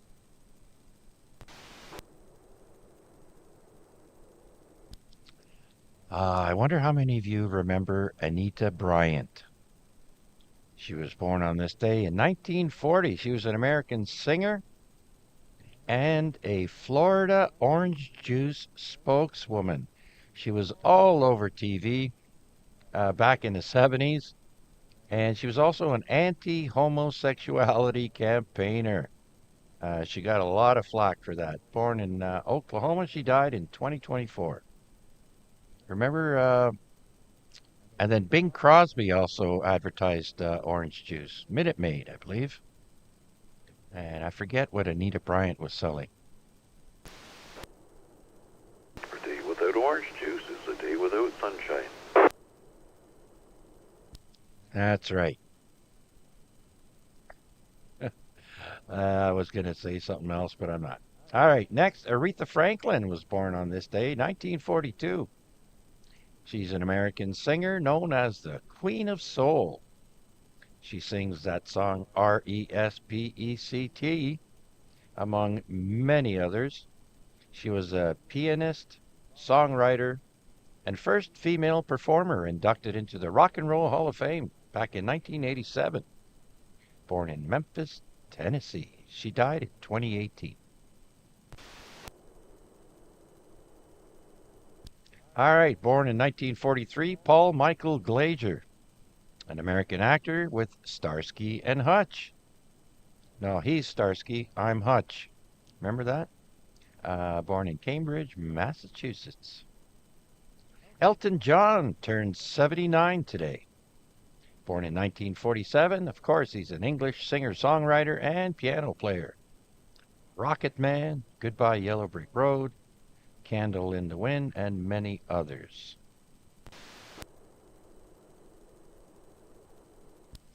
Born in 1949, Jean Potvin, a Canadian NHL player from 1970 to 81 with the New York Islanders, and then three other teams, they don't mention them, born in Ottawa, Ontario. Jean Potvin.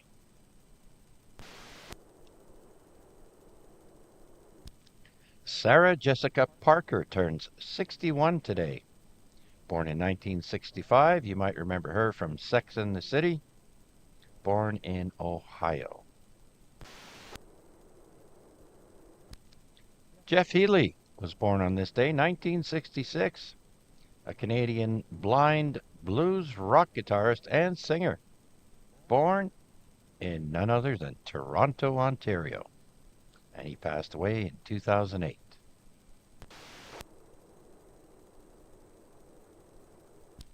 All right, born in 1974, Lark Voorhees.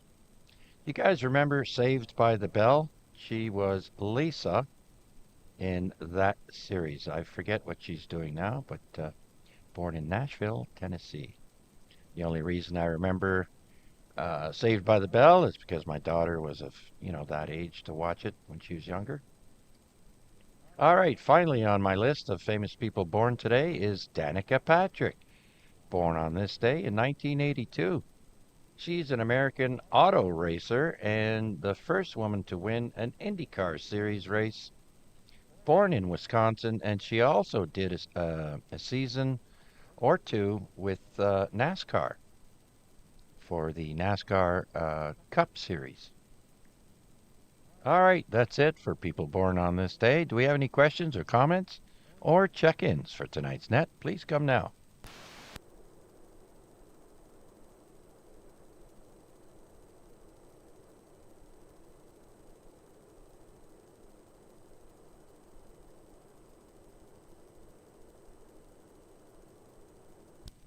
All right, so who died today in history, you ask? Well, let's start with the year 1943, and we have a woman by the name of Marie Krog. Krogh. She is a Danish physician who is co-founder of Novo Nordisk, one of the largest medical companies in the world. And she died of breast cancer at the age of 68. Passing away in 1962, we have Auguste Piccard, a Swiss scientist, explorer, and balloonist who made the first flight into the stratosphere by balloon. He was 78 when he died in 1962.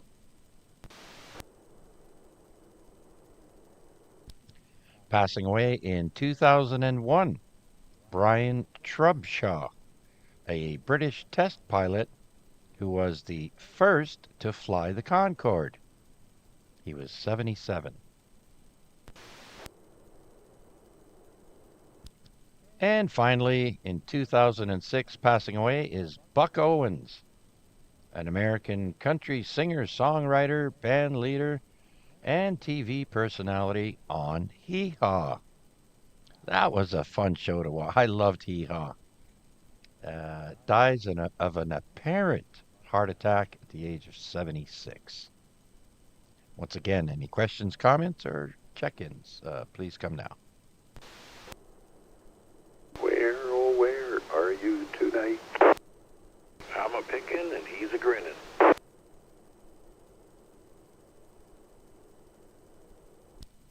Yes, sir. So moving on to today's historical events in history, we start with the year 31 AD, and that's when Christians celebrate the first Easter. I thought I'd put that in there since Easter's coming up, is it not? According to calendar maker Dionysius, the first Easter was a long time ago, 31 AD. Moving up to the year 421, the city of Venice is founded. And it says here, at noon on a Friday. Okay. All right. Next, Richard the First in 1199. King Richard the First, also known as King Richard the Lionheart of England, is wounded by a crossbow bolt while fighting France, which leads to his death on April 6th. Moving up to the year 1306, Robert the Bruce is crowned Robert the First, King of Scots, having killed his rival John Comyn, Lord of Badenoch. There you go. Robert the Bruce. Wasn't that the guy from Braveheart?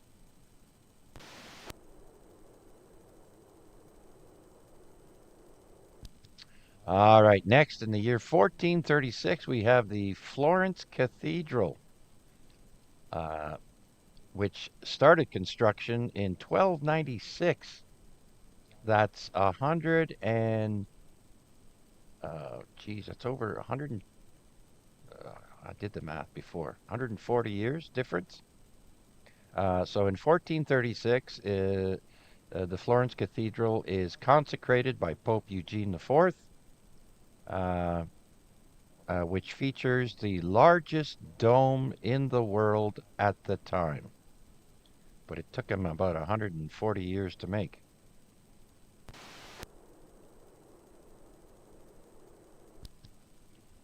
In 1584, English explorer Walter Raleigh, who later became Sir Walter Raleigh, was granted a 7-year royal charter by Elizabeth I to explore and colonize North America. Also responsible for introducing tobacco to England. From the natives.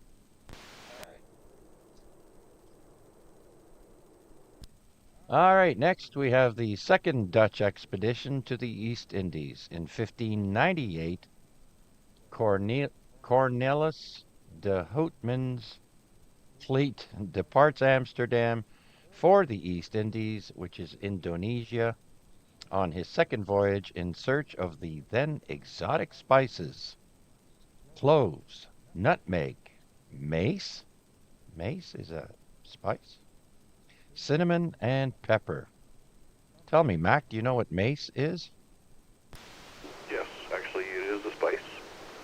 I'm trying to think of what it's related to, but yeah, the obviously we think of the defensive spray when we hear mace, but yeah, I'll think of what it's related to.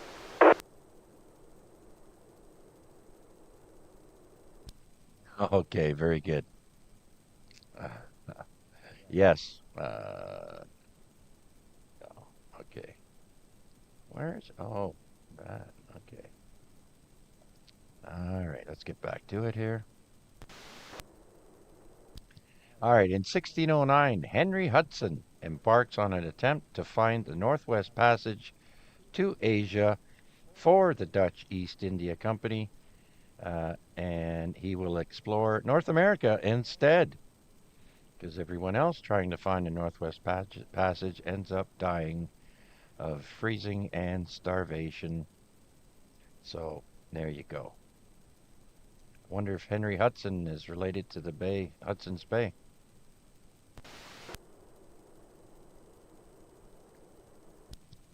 All right, in 1634, under charter granted to Lord Baltimore and led by his brother Leonard Calvert, first settlers found Catholic colony of Maryland. Yeah, I probably didn't read it right, but the first colony of Maryland in 1634. Next, in 1655, astronomer Christian Huygens discovers Saturn's largest moon, Titan.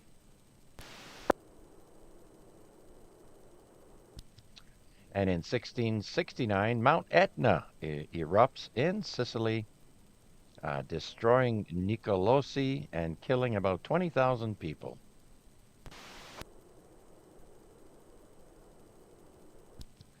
And in 1776, isn't that the year the states became the states? In 1776, the Continental Congress authorizes a medal for George Washington. Now, I had to look this up because that's all they said about it. And apparently, the Continental Congress uh, approved the issuance of a gold medal to honor George Washington for driving the British out of Boston. It took 14 years to make the coin, and he received it in March of 1790.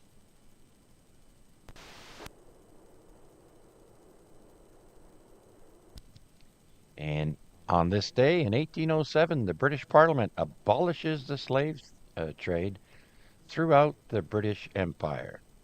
A penalty of 120 British pounds per slave is introduced for ship captains. And it took almost 100 years later, or 60, 67 years later, before North America went on to abolish it here. All right, sticking with 1807, we have the first fare-paying passenger railway service in the world established in Wales, which is in the UK, of course.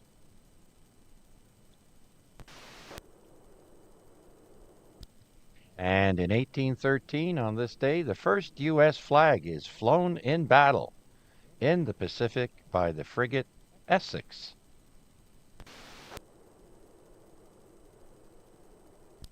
And in 1882, the first demonstration of pancake making is held at a department store in New York City.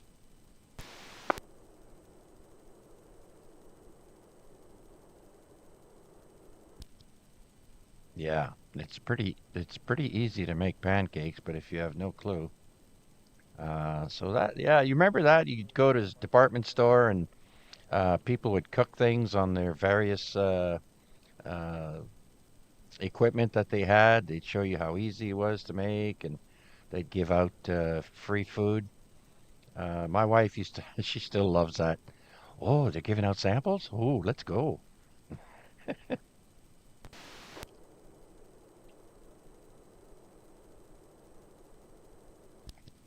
And in 1905, Confederate battle flags captured during the American Civil War are returned to the South.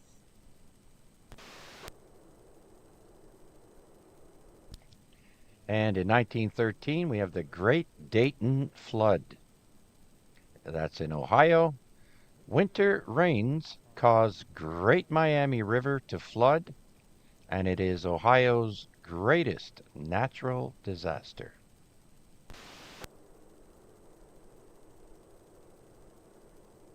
And then in 1915, we have the first U.S. submarine disaster. Submarine F4 sinks off Hawaii, killing 21. Doesn't say how or why, but there you go. The first U.S. sub disaster.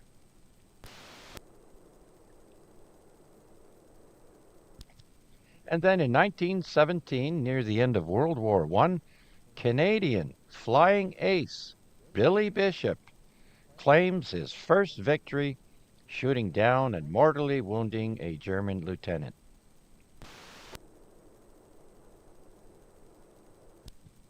In 1936, a 200-inch mirror blank to build the Hale telescope leaves Corning, New York, for California. It was the then largest telescopic mirror ever made.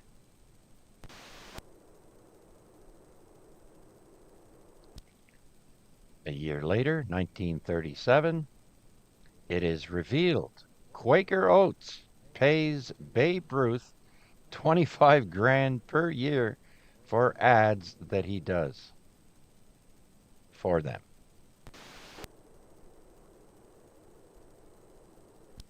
All right, I don't know who was around for this, but in 1954, RCA manufactures the first color TV set featuring a big 12.5-inch screen and costing $1,000.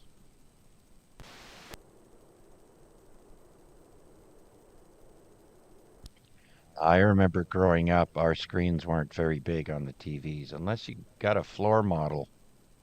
Uh, Floor models were heavy and big. All right, in 1958, Sugar Ray Robinson becomes the first boxer to win the world championship 5 times.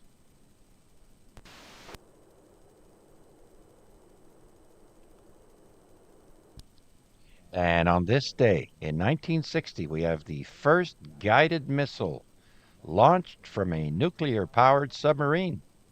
And that was the USS Halibut. Funny name.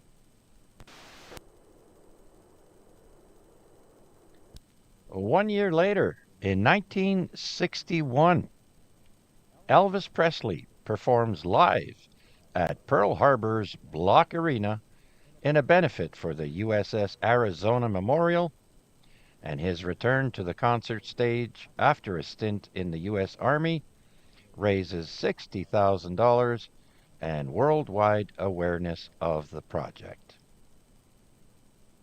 Also, on this day in 1961, Sputnik 10 carries a dog into Earth orbit, which is later recovered. Not sure if the dog lived, but it was recovered. I know the chimp lived when we sent the chimp up there.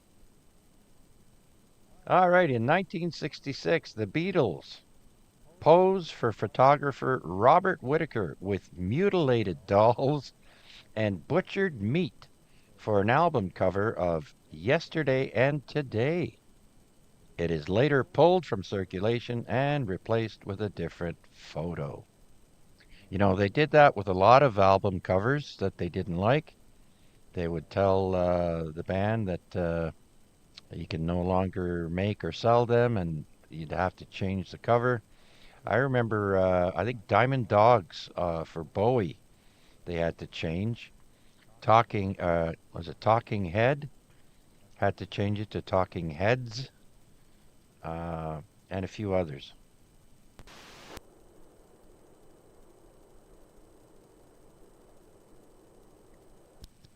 So, yeah, no mutilated dolls on the album cover, please. All right, who remembers the song from the Turtles called Happy Together? Well, in 1967, that song goes number one.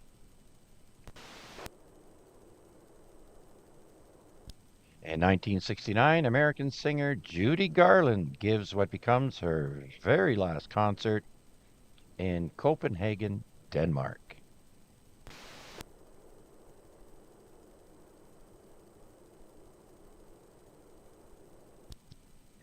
All right, in 1969 as well, uh, Beatle, John Lennon, and new wife Yoko Ono staged their first bed-in for Peace at the Hilton Hotel in Amsterdam, Netherlands.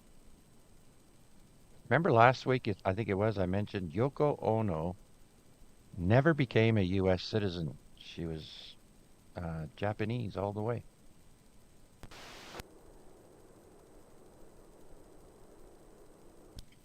In 1970, the Concorde, maybe that's why she married John Lennon. In 1970, the Concorde makes its first supersonic flight and it reaches 700 miles an hour or 1,127 kilometers per hour.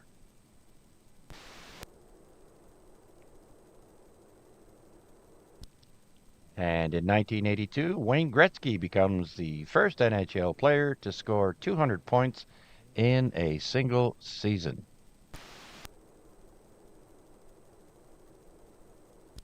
In 1983, we have Motown 25. A concert celebrating the anniversary of Motown Records is taped for broadcast at the Civic Auditorium in Pasadena, California. Performers include The Miracles, The Temptations, The Four Tops, Diana Ross and the Supremes, the Jackson 5, and Michael Jackson, who unveils his moonwalk dance move. Oh, we got Deanie, 1975 from Liverpool, England. Good morning. It's evening here in Hamilton, Ontario. Welcome to our net. My name is Chuck, and we're here every Wednesday, 8 p.m. Eastern Time until 10 p.m. Eastern Time. Welcome, Dean. Oh, I thank you. That is the new Yaesu FTX1 Optima SDR transceiver. I'm very happy with it. And so moving on, let's go to 1986 now, and Canadian Kurt Browning becomes the first figure skater to land a quadruple jump. So there you go, the first skater to land one.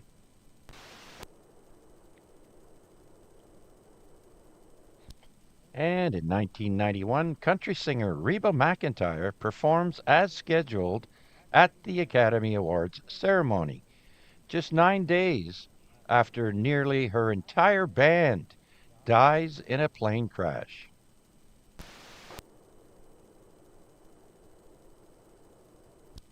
And on this day in 1995, boxer Mike Tyson is released from jail after serving 3 years for assault, I think.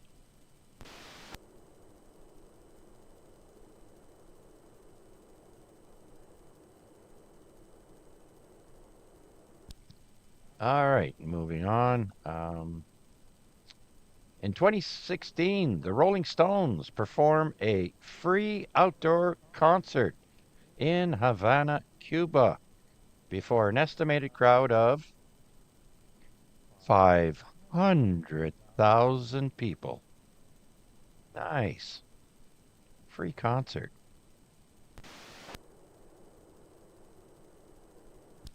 And on this day in 2017, we have the largest banana split ever at 8,040 meters long.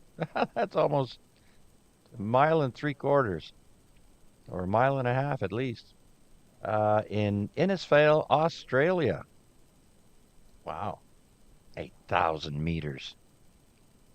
I grew up with a good friend of mine who won a banana split eating contest, but I forget how many he ate. But yeah, uh, I watched him do it too.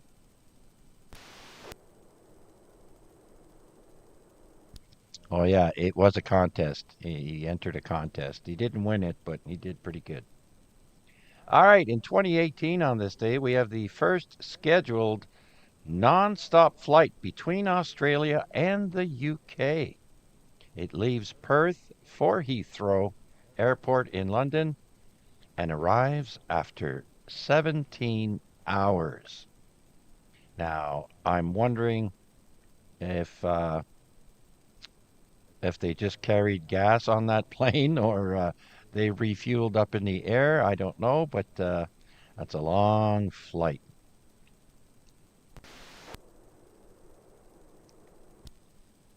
All right, then in 2019, NASA cancels a planned historic all female spacewalk because it doesn't have enough spacesuits to fit women. Oops.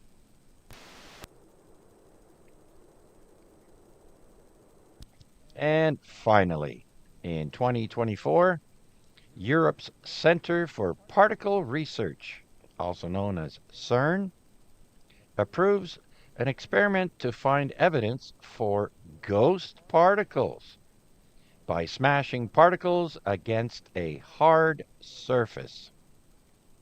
I think for the longest time they've been smashing particles against one another.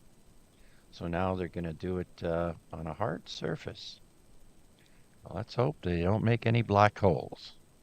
All right, folks. Well, that's it for On This Day in History. I hope you all enjoyed it as much as I did researching it and telling it back to you folks. So let's go and see if there are any last minute check-ins. Any last minute check-ins for tonight's net? Please come now. Hey, Chuck, don't forget Chuck Norris died the other day. BE3DJZ. Yes, that's right. Huey, Chuck Norris did pass away, but it wasn't on this day.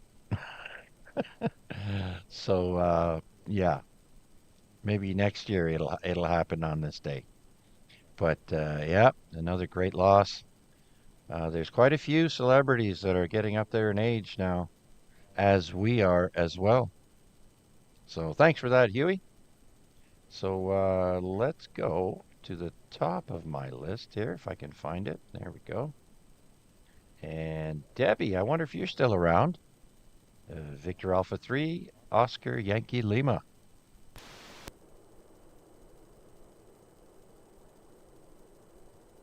All right, Mac is number 2, VA3, IMW. He always checks in early so he can bow out of here and go to bed.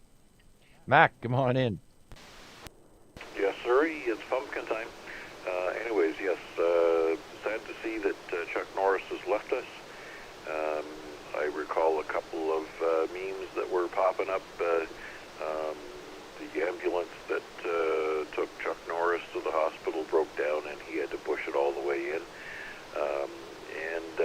He passed away, but he doesn't need any pallbearers because he's going to cart his own casket to the gravesite. So, all best wishes to all the family and everybody who is mourning the loss of such a wonderful inspiration for the martial arts. Hoping to have everybody listen along with us tomorrow night on V30. You bring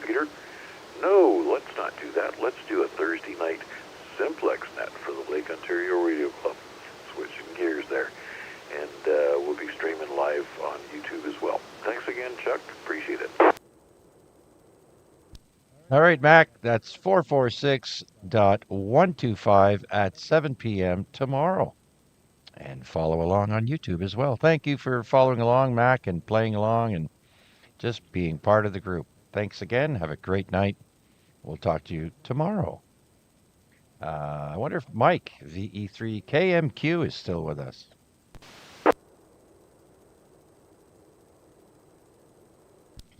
Let's go and try Wade, VA3, November Charlie Alpha.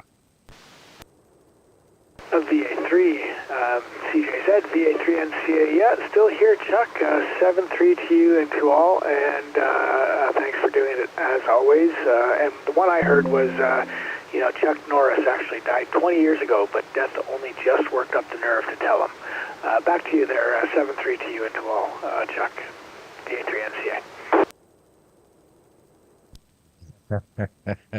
Oh, yeah, I saw a ton of them there recently. They are all over Instagram and Facebook reels. So, yeah, he'll be sadly missed. When I first started my martial arts training there was back when I saw him doing that movie with Bruce Lee, and followed him ever since. Can't believe he beat out Joe Louis. He was a tournament and contact karate champion who beat out a lot of famous people. So he was very, very skilled and talented. He'll be sadly missed. And with that, let's see if Cal, VA3 CDV, is around. You there, Cal?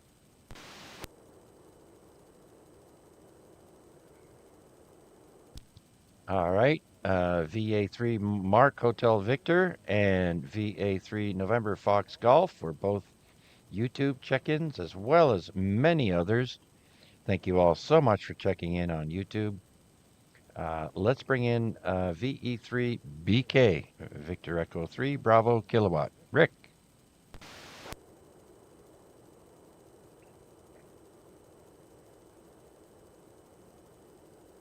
Alrighty then, moving along. Let's see if Huey's around. VE3 DJZ. Right, Chuck. Yeah. Any famous last words? Vista, baby.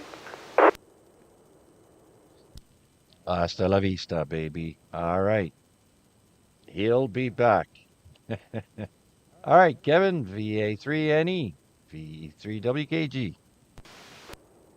It's still kicking around here on the 705. Sitting at the desk, getting ready to turn this off and turn some music on and blast the speaker. Huey, put your earplugs in.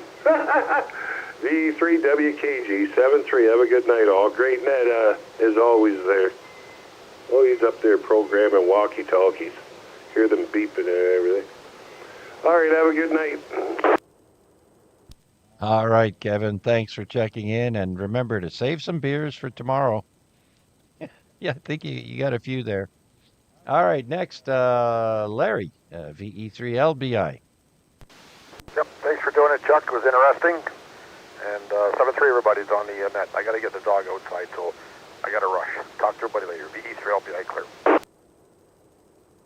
All right, so be sure to check Larry out on Friday at 8 p.m. on the VE3 ZOE repeater for the Friday night ZOE Rag Chew, hosted by Larry at 8 o'clock. And it'll also be streamed live on YouTube via Mac. Punch in VA3IMW. That's his YouTube channel. And I think that's it for RF check-ins. Any last minute check-ins for tonight's net? Please come now.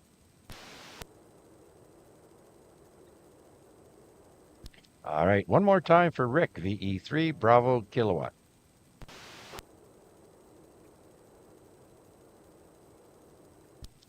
All right, well, I count 13 check-ins. There are some that were on YouTube that did not have a call sign, but I'd like to thank you all for joining me for another edition of the Amateur Radio Exchange Group. And I look forward to doing it all again next week. Same bat time, same bat channel. Until then, be safe and be kind to one another. This is VA3CJZ Chuck in Hamilton saying so long for now. 7-3 all.